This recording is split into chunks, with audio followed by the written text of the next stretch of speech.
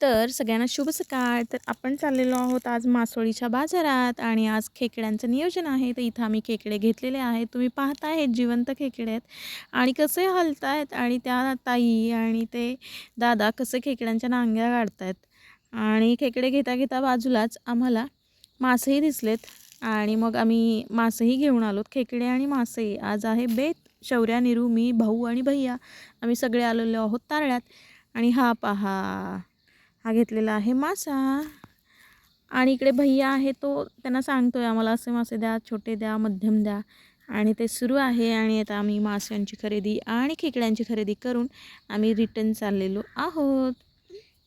तोपर्यंत शौर्याला आणि निरूला एक खाऊचं दुकान दिसलेलं आहे आणि भाऊंच्या मागे भाऊ घ्या घ्या घ्या आणि वेफर्स घ्यायचं सुरू आहे.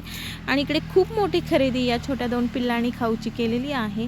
तोपर्यंत भैया इकडून आलेला आहे आणि चलो उशीर झालेला आहे, चला चला चला चला करत मग आमच्या सगळ्यांची स्वारी पुन्हा एकदा गाडीत बसून रिटर्न घरी आलेलो आहोत. आणि आम्ही निघालेलो आहोत आणि गाडीतच तुम्ही पाहताय न्यूची आणि शौर्याची गडबड खाऊ खाण्याची. आणि घरी आलो आहे आणि भाऊ मस्त मासे स्वच्छ करतायत, मी त्यांना मदत करते. खेकडे पण साफ करून झालेत, मोठ्या नांग्या काढल्यात, छोट्या नांग्या शौर्याने चेचायला घेतलेल्या आहेत खेकडा करी करण्यासाठी. आणि ही त्याची टोपणं आहेत तीही स्वच्छ साफ करून आपण घेतलेली आहेत. आणि हे पहा, आणि तोपर्यंत भाऊ मासे आहेत ते ज्वारीच्या पिठाने देखील साफ करतात. आणि त्याच्यानंतर 3 ते 4 वेळा हे छोटे नांग्या आहेत जे आपण करीसाठी वापरणार आहे आणि हे भाजून खाण्यासाठी मोठ्या नांग्या. आणि न्यूची इकडे गंमत सुरू आहे. भाऊंनी ते पुन्हा एकदा स्वच्छ पाण्यातून धुवून घेतलेलं आहे. ज्वारीच्या पिठाचं पाणी आहे आणि त्याच्यातून काढून पुन्हा एकदा स्वच्छ पाण्याने धुवून घेतात. शौर्याचं काम इकडे सुरूच आहे नांग्या चेचायचं आणि छान वाट्यात म्हणजे वाटून घ्यायचं आहे दगडाच्या वाट्यामध्ये. इकडे स्वच्छ पाणी घालून पुन्हा एकदा मासे स्वच्छ धुवायचे सुरू आहेत. मासे जवळपास 4 वेळा हे स्वच्छ पाण्याने धुवून काढलेले आहेत. आणि शौर्याचं काम उरकत आलेलं आहे आणि तिथे मनोभावे करते आहे. आणि इकडे आपले मासेही तयार झालेले आहेत. शौर्याचं वाटण करून झालं आहे, त्यानंतर मी बसली आहे आता उर्वरित राहिलेलं करायला. तर छानसं आपण नांग्या आहेत छोट्या आणि मोठ्या अशा मिक्स करून घेतलेल्या आहेत. आणि इकडे मावशीने चूल पेटवलेली आहे आणि त्याच्यामध्ये त्या नांग्या आहेत त्या भाजायला ती टाकते. पहा कशी आयडिया छान केली आहे. तारेची जाळी नाही आहे तर वरून तिने छान लाकडं टाकून त्याच्यामध्ये त्या नांग्या भाजते. 4 ते 5 मिनटात ह्या नांग्या आपल्या भाजून खाण्यासाठी तयार असणार आहेत. आणि इकडे जे खेकड्याचं मधलं आपण काढलं होतं तेही 2-3 आहे. ते थोडंसं करी आहे ती घट्ट यायला तेही चेचून त्याच्यामध्ये टाकायचं सुरू आहे, त्यामुळे मी तेही बारीक करते वाट्यावरच. आणि इकडे आपले नांग्या मोठ्या आहेत त्या भाजून तयार आहेत आणि खायला एकदम छान लागतात. इकडे हे वाटण एकदम बारीक कुटून तयार झालेलं आहे आणि हे सगळं काढून एका पातेल्यामध्ये घेतलेलं आहे आणि पाटा स्वच्छ करून घेतला आहे. आणि आता हे जे पातेलं आहे या पातेल्यामध्ये पाणी घेऊन ते सर्व जे खेकड्याचं आपण वाटण केलेलं आहे ते छान मिक्स करून घ्यायचं. म्हणजे काय होतं त्यातले जे मोठे मोठे हे आहेत त्याचे हे असं स्वच्छ सगळं करून घ्यायचं आहे. हाताने व्यवस्थित त्याला चोळून घ्यायचं आहे. म्हणजे त्याचा जो शेल असतात ना खेकड्याचे ते तळाशी राहतात आणि फक्त तो जो त्याचा अर्क असलेलं जे पाणी आहे ते वर छान राहतं. तर अशी घट्ट खेकडा करी एकदम छान, म्हणजे तुम्ही हॉटेललासुद्धा चव लागणार नाही अशा पद्धतीने नक्की करून बघा. खूप सारे मसाले नाहीत घरच्या घरी आणि आपण वरच्यावरच हे त्याचं पाणी आहे ते काढतो आहे बाजूला. आणि त्याच्यानंतर ते काढून झाल्यावर त्याच्यामध्ये अजून थोडंसं पाणी ॲड करणार आहोत आपण आणि पुन्हा एकदा ते व्यवस्थित साफ करणार आहे. आणि आता मात्र हा जो खालचा तो त्याचा शेल मी सांगितलं आहे ते सगळं हाताने आपण बाजूला काढून घेणार आहे आणि उर्वरित पाणी पुन्हा आपण ते ओतूनच घेणार आहे. तर ओतूनच घेणार आहे कारण ते शेल आहे ते तळाशीच राहतात त्याच्यामुळे हे पाणी आपण पुन्हा एकदा व्यवस्थित काढून घेतलं आहे सगळं. आणि हे आपले करीचं रेडी झालेलं आहे. आता फक्त याला फोडणी दिली की आपल्याला करी तयार आहे. तर त्यासाठी पातेल्याला आहे ते छान मातीने बाहेरच्या बाजूनी ओल्या मातीने मी ते लिंपून घेते. म्हणजे काय होईल, काळं भांडं चुलीवर आपल्याला माहिती आहे भांडी काळी होतात तर ती पटकन निघावी यासाठी त्याला मातीचं कोटिंग हे खूप आवश्यक आहे की जेणेकरून घासताना त्रास होत नाही भांड्यांना. तर तिथलंच पाटाचं पाणी भिजवलेलं मी घेतलं तो चिक्कल आणि तोच त्याला लावलेला आहे भांड्याला. आणि आता ते भांडं आपण चुलीवर ठेवणार आहोत आणि त्याच्यामध्ये आपण फोडणीसाठी घेणार आहे. आता हे बघा छान लिंपून झालेलं आहे आणि मी इकडं आले ना की गॅसचा वापर शक्यतो करतच नाही. छान चुलीवरचंच खायला मस्त आवडतं. त्यामुळे भारी वाटतं. बासुंदी इतकी सुंदर दाणेदार झाली होती. चुलीवरची चव टेस्ट एक म्हणतो ना आपण तशी आली होती. तर हे पातेलं लिंपून झालं आहे. आता हे मी चुलीवर ठेवते आहे आणि आता छान त्याला फोडणी द्यायची आहे.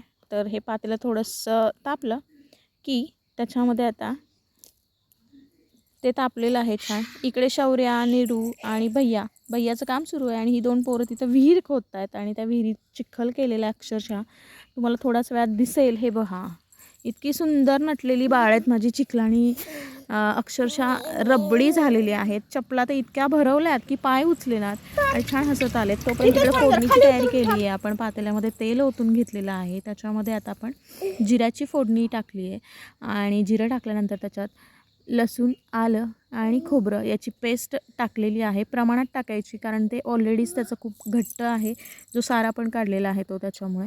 आणि छानसं 1-2-3 मिनटं तेलामध्ये छानसं परतून घ्यायचं आहे. आणि चुलीला ताव किती आला तुम्ही पाहताय. छान चारी बाजूने एकसारखा जाळ, गॅसपेक्षाही जास्त. आणि याच्यामध्ये आपल्या आवश्यकतेनुसार 2 चमचे आपली काळी चटणी आहे ती वापरलेली आहे आणि तेही छान परतून घेते आहे. जरा त्याच्यात एकजीव होऊन जाईल. आणि आता त्याच्यामध्ये आपण ती करी आहे ती ओतोय. ती पटकन ओतायची नाही, हळूहळू ओतायची म्हणजे त्यातही राहिलेला गाळ आहे तो शिल्लक राहतो. आणि ही करी आपली छानशी पातेल्यात आली आहे. आणि ह्या खेकडा करीचं एक वैशिष्ट्य, याला उकळी फुटू द्यायची नाही. तुम्ही पाहता एकदम हळूहळू ओतलं आहे आणि हे पहा गाळ आहे तो थोडाफार त्यात जो शिल्लक राहिलेला तो पातेल्यात तसाच राहिला आहे. इकडे माशांना मॅरिनेट करायचं सुरू आहे. हळद, आलं लसूणाची पेस्ट आणि लिंबू एवढं पिळलेलं आहे. इकडे करी आहे ती सतत ढवळायचं सुरू आहे कारण नेहमी लक्षात ठेवा, खेकडा करी उकळली तर ती फुटते आणि ती खाण्यायोग्य राहत नाही. त्यामुळे तिला सतत ढवळावं लागतं. इकडं निरूला आणि शौर्याला साफ करायचं काम इकडे आजी करत आहे. आपलं इकडं कंटिन्यू करीला ढवळायचं काम सुरूच आहे. आणि आता ही करी थोड्याच वेळात तयार होईल. आता ही बऱ्यापैकी तयार झाली आहे. पाहताय तुम्ही एकसारखं हलवायचंच काम सुरू आहे आणि करी तयार झाली आहे आपली. आता ही उतरवून ठेवायची आहे. आता आपण जी टोपणं होती ना खेकड्याची, तर ती भरण्यासाठी काय करायचं बघूया. इकडे बेसन पीठ घेतलं आहे. याच्यामध्ये ते साहित्य जे खेकडे साफ करताना होतं ते त्याचं घेतलेलं आहे. आणि आलं, लसूण आणि खोबऱ्याची पेस्ट पण याच्यात घेतलेली आहे. आणि चवीनुसार मीठ टाकलेलं आहे. आणि याच्यामध्ये तिखटही आपण आवश्यकतेनुसार त्याच्यामध्ये टाकलेलं आहे. 1 चमचा ते 1.25 चमचा गरजेनुसार टाका, म्हणजे ते तुम्हाला हवं आहे ते. आणि अगदी किंचितचं पाणी, खरं तर याच्यामध्ये करीचंच पाणी ओतायचं असतं परंतु करी आम्ही सगळीच तिकडं ओतलेली आहे. ही टोपणं आहेत ही भरून घ्यायची आहेत आपल्याला. ही रेसिपी नक्की करून बघा, युनिक आहे आणि खूप छान चवदार लागते. तुम्ही पाहताय अगदी 1 ते 1.5 टेबलस्पून पाणी एवढंच घेतलं आहे आणि एवढ्याच पाण्यामध्ये याच्यात कोथिंबीर टाकली आहे वरून. आणि तेवढाच घट्ट गोळा हा त्याचं भरण्यासाठीचं सारण आहे ते तयार करते. आणि एवढंच पाण्यात होतं, तुम्ही अगदी खूप पाणी ओतू नका. हे हलक्या हाताने हळूहळू मिक्स करा. बेसनला खूप पाणी लागत नाही. आणि तुम्ही पाहताय गोळा अक्षरशः छान घट्ट पण नाही आणि फार पातळ नाही. मी थोडंसं वर हातात घेऊन तुम्हाला दाखवते म्हणजे लक्षात येईल. असं थोडंसं थिक कन्सिस्टन्सी आलं लक्षात तुम्हाला. असंच घ्यायचं आहे आणि ते त्या टोपणांमध्ये भरायचं आहे. आता तुम्ही पहा ती पूर्ण साफ करून आपण खेकड्याची जी टोपणं आहेत ना ती घेतलेली आहेत. आणि त्याच्यामध्ये मी हे पीठ आहे हे असं भरून घेते आहे. हे पीठ भरून झाल्यानंतर आपण खेकडे साफ करतानाच त्याचा आतला जो भाग होता तोही काढून ठेवलेला आणि तोच मी त्याच्यावर बसवणार आहे त्याचा आकाराचा घेऊन. आणि हे पहा, आणि मी हे बसवलेला आहे आणि पाहताय तो बसला नाही म्हणून मी दुसरा पुन्हा मापात बसवते. तो थोडा मोठा होत होता. ओके. आणि हा तयार आहे एक खेकडा भरून. मी अजून 2-3 दाखवते तुम्हाला. तर हे असं सारण याच्यामध्ये घट्ट भरून घ्यायचं आहे ते पिठाचं. आणि छानसं भरून झालं की त्याला त्याचं पुन्हा एकदा ते टोपण आहे ते भरून घ्यायचं आहे. आणि हे सगळे आपल्याला छान एक पातेल्यात पाणी घ्यायचे आहे, त्याच्यावर चाळण ठेवायचे आहे. चाळणीवर हे पालथे घालून ठेवायचे आहेत आणि वाफेवर हे 10 ते 15 मिनटात खायला गरमागरम छान तयार होतात. आणि हे पहा आता घट्ट ओके, हा जवळून पहा, हा पण आपला भरून झालेला आहे. आणि अशा प्रकारे हे सगळेच मी भरून घेते आहे. आणि तोपर्यंत इकडे मावशीने पातेल्यात पाणी ठेवलं आहे आणि पाणी उकळायला सुरुवात झालेली आहे. आणि आपलंही हे बऱ्यापैकी भरून झालेलं आहे. ओके. आणि त्याला वरून आपण त्याची हे पहा, आता हे जवळून दिसेल तुम्हाला.